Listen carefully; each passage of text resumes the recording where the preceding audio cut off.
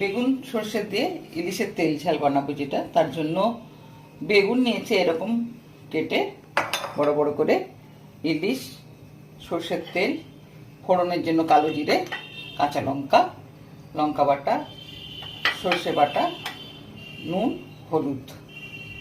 আমি এটাতে নুন হলুদ মাখিয়ে নেবো। এটা কিন্তু অবশ্যই পদ্মার ইলিশ।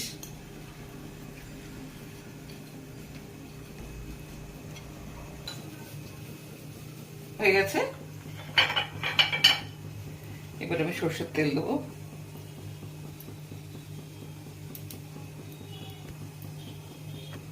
বেগুনগুলোকে একটু ভেজে নেবো।